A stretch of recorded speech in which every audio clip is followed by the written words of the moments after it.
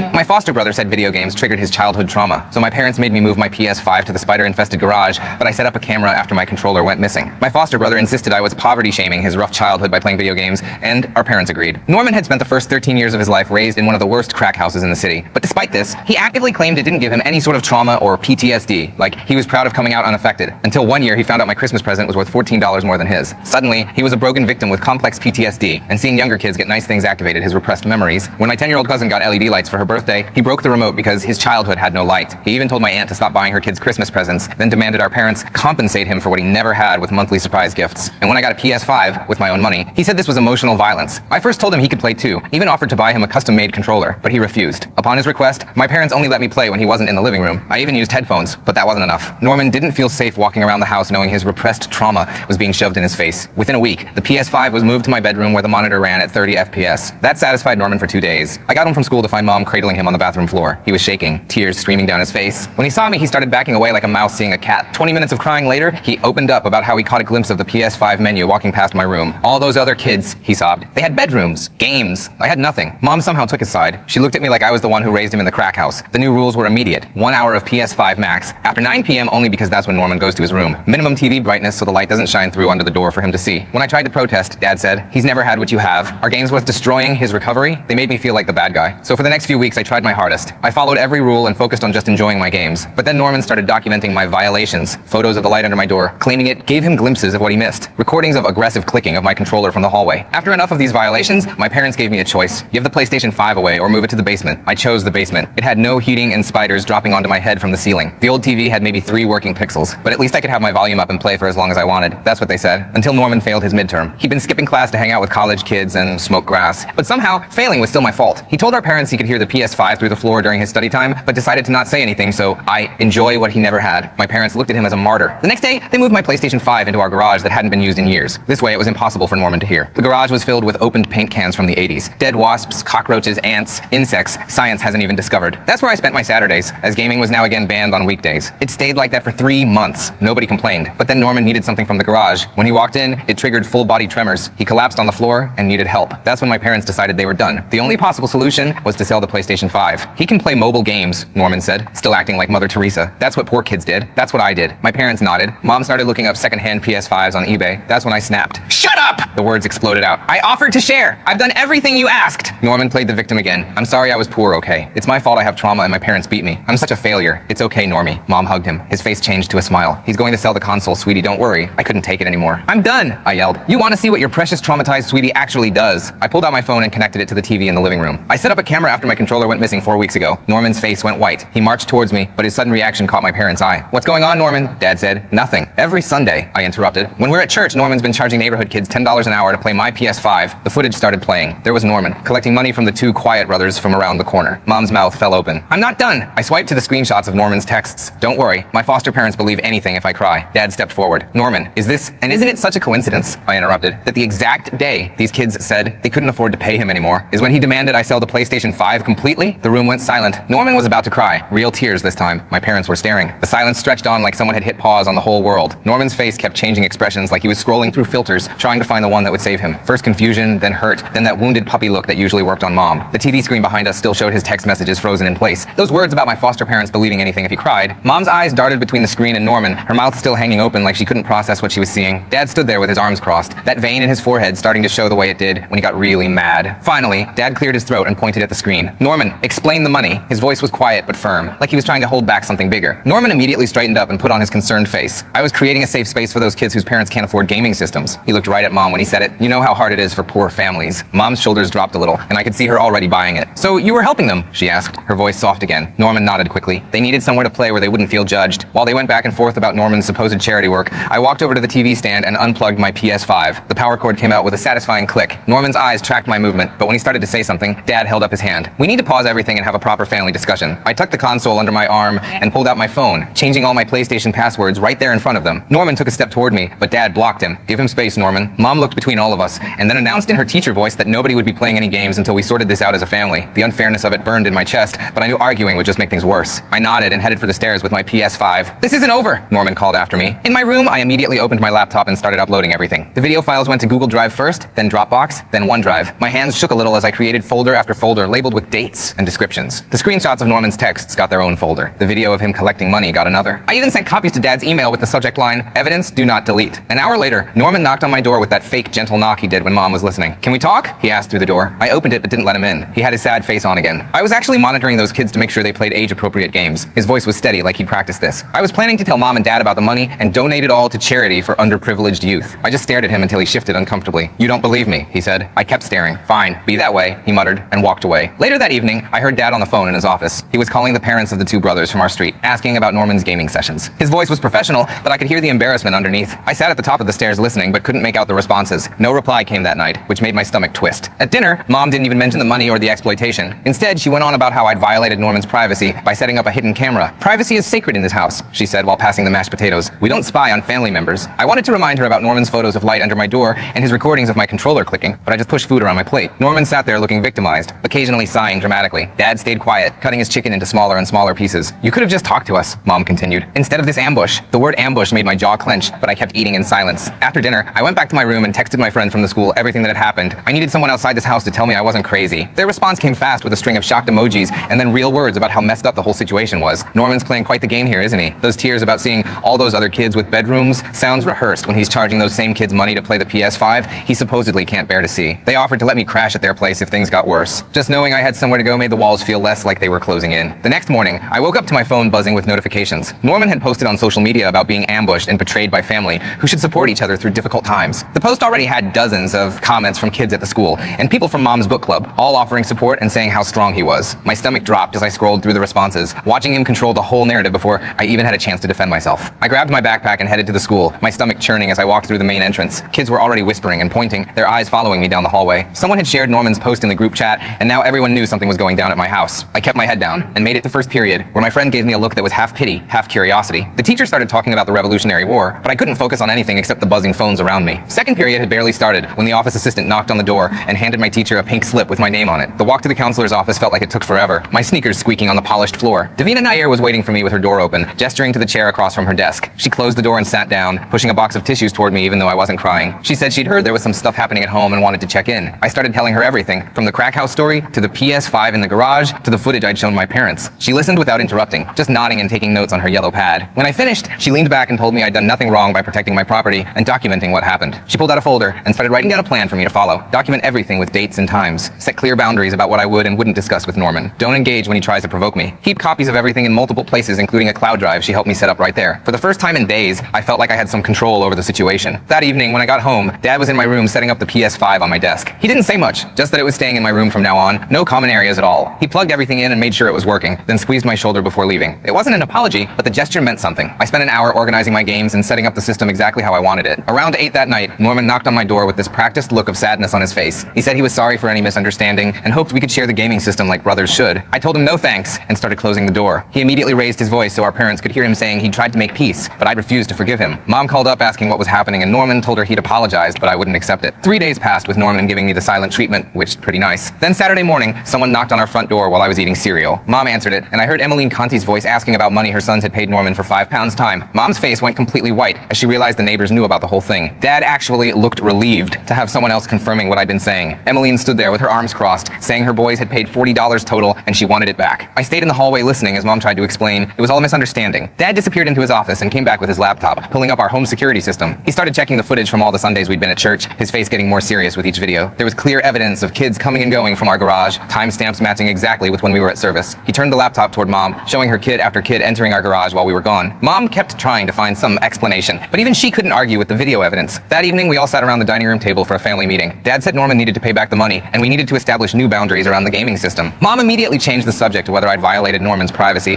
by recording him without permission. She went on about the ethics of surveillance and how I'd broken trust in the family. I was too tired to even argue anymore, and just sat there while she talked. Norman sat there looking victorious while Mom defended him. The next day, I went to the electronics store and bought a small lockbox for my controllers and cables. I gave Dad the combination, but nobody else, setting it up in my closet where I could lock everything away. Norman saw me carrying it upstairs and called it aggressive behavior. I just shrugged and kept walking to my room. That night, my phone buzzed with a long text from Norman about how I was destroying the family. He said I should delete all the footage for everyone's sake and stop trying to turn our parents against him. I didn't respond, but I did screenshot his message and add it to my evidence folder that Davina had suggested I keep. The manipulation was so obvious when you really looked at it. Sunday at church, we were standing in the lobby after service when Cordelia Bruno walked up to Mom. She asked about all those kids she'd seen going in and out of our garage last week when she was walking her dog. Mom's face turned bright red as she realized the whole congregation might know about this. I felt bad seeing her embarrassed, but also frustrated that public shame mattered more to her than Norman's actual behavior. The next week, Elise Aurora showed up for Norman's regular social services check-in. She had this thick folder with Norman's name on it and a clipboard full of forms. Dad cleared his throat when she asked if there were any concerns to discuss. He actually brought up the PS5 situation, which made Norman's face go pale. I sat on the couch watching Elise write down everything Dad said about the garage rental scheme and the money Norman collected from the neighbor kids. Her pen moved fast across the paper while Norman kept trying to interrupt, but she held up her hand to stop him. Mom sat there looking uncomfortable as Dad explained how Norman had been manipulating the situation for months. Elise pulled out a different form and started creating what she called a behavioral contract. She wrote down specific rules about respecting other people's property and not taking money from minors. The part about Norman having to pay back the $40 to each kid got underlined twice. Norman nodded along while she was there, but I could see his jaw clenching. She made him sign the contract and gave copies to both my parents. Mom barely looked at hers before folding it up. After Elise left, Norman immediately started making excuses about having no money. Dad suggested he could get a part-time job at the grocery store that was hiring. Norman put his hand on his chest and said working would interfere with his trauma recovery process. The excuses just kept coming like a broken faucet that wouldn't stop dripping. Eden texted me that afternoon, asking if I wanted to bring my PS5 to her house. Her parents had a finished basement with a huge TV, and they said I could come play whenever I wanted. It hurt having to remove my own property from my home, but the idea of not fighting about it every single day made the decision easier. I packed up the console and all the games in a duffel bag. Eden's mom picked me up and helped me carry everything inside. Their basement had this soft carpet and a sectional couch that was way better than our spider-filled garage. I hooked everything up to their TV, and Eden's little brother was so excited to watch me play. For the first time in months, I could actually enjoy gaming without worrying about Norman's next meltdown. When I got home that evening, Norman was pacing in the living room. He noticed the PS5 was gone from my room and started yelling about me hiding family property. He actually used those exact words like my gaming system belonged to everyone. He said I was denying him the chance to make amends by sharing it with him. Mom asked where it went with this concerned look on her face. I told them it was at a friend's house, and Norman's face turned red. He accused me of hoarding resources and being selfish with things that should be communal. The next day I came home from the school to find my bedroom door open and my lockbox sitting on my bed. Mom had gone through it while I was gone looking for the PS5. She confronted me in the kitchen about lying and hiding things from the family. I pulled out my phone and showed her the text thread with Eden from the day before,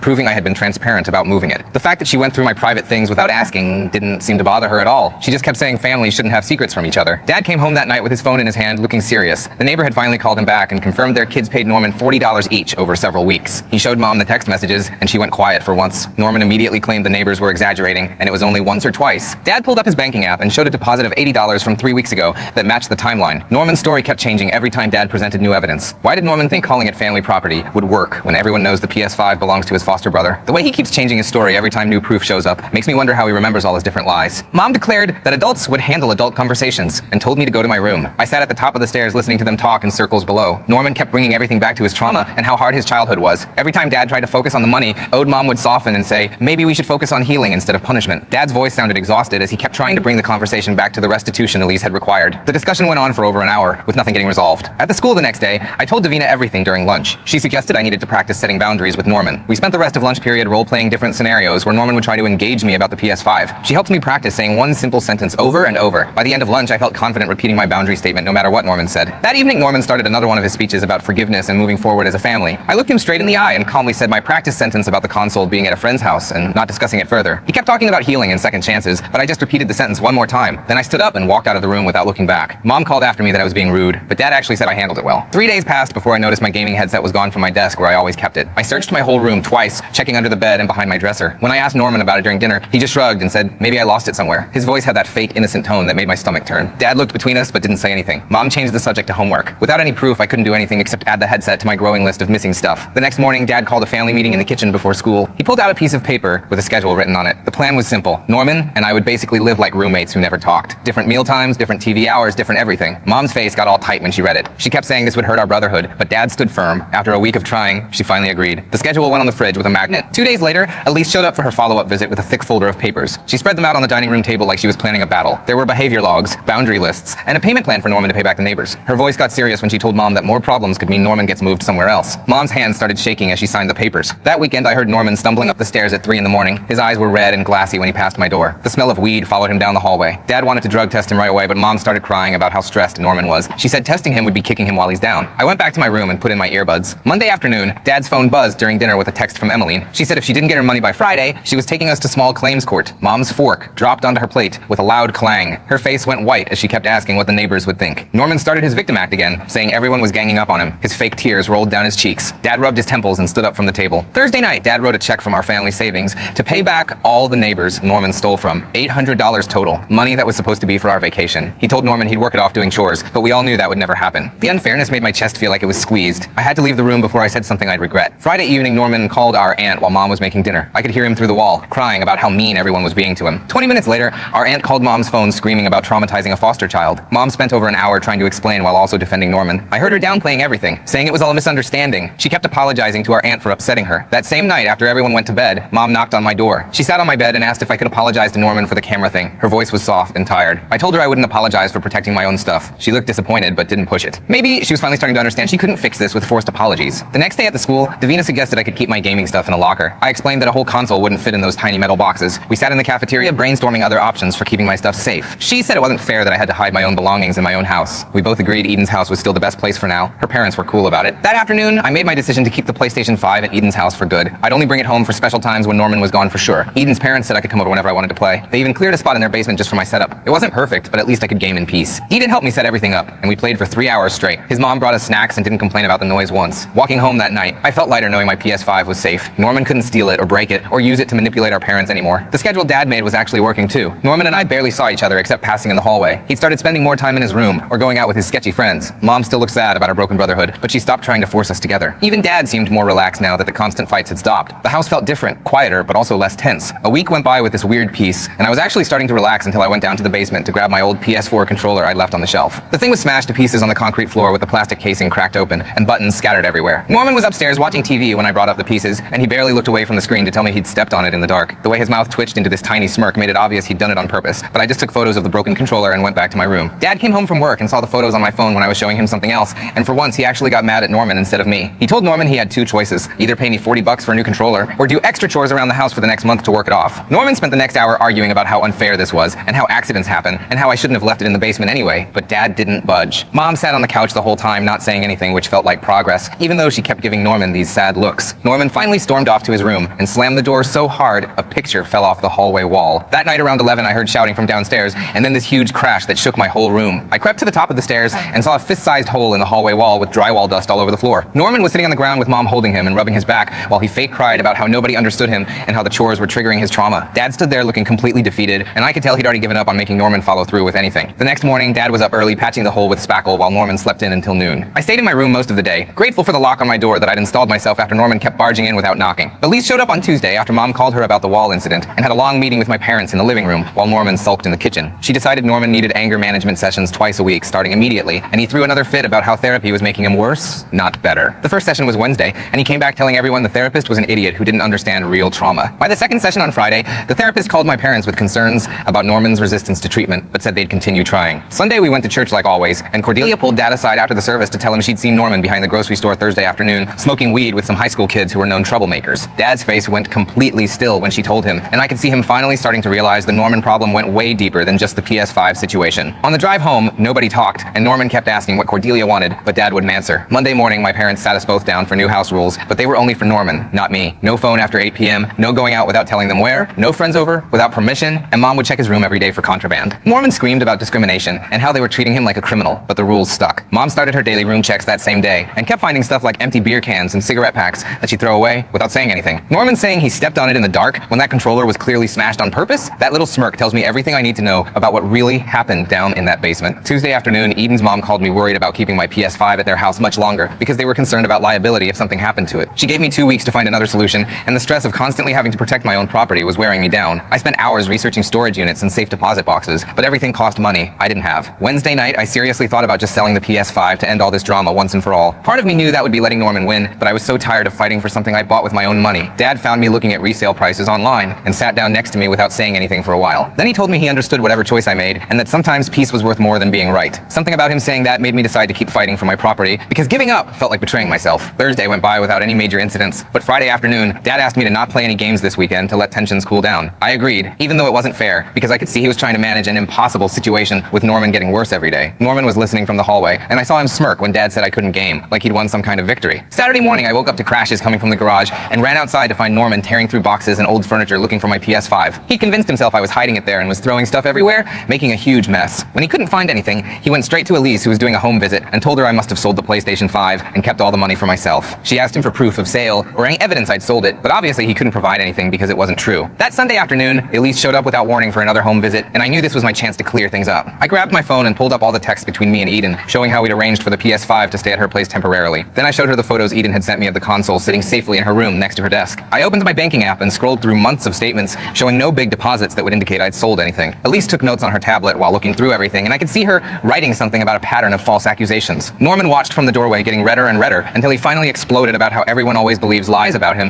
and stormed off to his room, slamming the door so hard a picture fell off the wall. Elise tried to talk to him about the false accusations, but the second she knocked on his door, he started hyperventilating and gasping like he couldn't breathe. Mom rushed over trying to help, but Elise just stood there typing notes into her tablet about his behavior instead of reacting to his performance. She told Mom professionally that she needed to maintain boundaries during the assessment, and Mom backed away looking confused. I watched from the kitchen doorway, seeing someone finally not fall for his dramatic act, and it felt like watching a magic trick get exposed. The next week, Dad surprised everyone by scheduling an intake appointment for family therapy, which Mom reluctantly agreed to after he reminded her about Elise's warnings. Norman acted like he didn't care when they told him, but later I saw him hunched over his phone Googling things like how to manipulate therapists and what to say in family therapy to win. He left his phone unlocked on the counter when he went to the bathroom, so I quickly took screenshots of his search history before he came back. At our first therapy session, the therapist was this older guy who didn't react to Norman's confused act when he assigned homework, including keeping separate spaces in the house and tracking restitution progress. Norman kept asking why any of this was necessary and acting like he didn't understand, but the therapist just repeated the assignments without engaging with his deflections. The new house rule they established was that my PS5 had to stay off-site, and Norman couldn't contact any neighborhood kids under 16, which wasn't perfect, but at least it was officially documented. Mom signed the agreement, looking like someone had died, while Norman made a big show of signing with theatrical reluctance and heavy sighs. Within 3 days, Norman had already broken the rule by texting the Quiet brothers about hanging out, and Dad actually followed through by taking his phone for a whole week. Mom tried to protest, saying it was too harsh, but Dad reminded her about Elise's warning that Norman could be moved to a different placement if things didn't improve. Norman went completely silent and cold after that, which was somehow scarier than his usual dramatic performances, because you never knew what he was planning. He used his laptop to post on social media about his abusive household and how his foster family was treating him like a prisoner, but the comments section turned into a roast session. Kids from the school who knew the real story started commenting about how he'd been charging money for the PS5 and lying about everything. The public humiliation seemed to affect him more than any punishment we'd tried, because he deleted the post within an hour, but screenshots were already being shared in group chats. One evening when I was doing homework, Norman came into my room and offered what seemed like a genuine apology, saying he knew he'd been difficult. I thanked him, but kept my distance and didn't engage much because I couldn't tell if this was real or just another strategy to get something. He looked hurt when I didn't immediately forgive him and trust him again, but after everything that had happened, I couldn't afford to let my guard down. That weekend, I packed up the PS5 and brought it to Eden's house for a game night with friends, and it felt amazing to just play normally without any drama. We played for hours without worrying about volume or time limits, or someone having a meltdown about childhood trauma. I realized this might be how things would have to be from now on, and surprisingly, I was okay with keeping my gaming separate from home,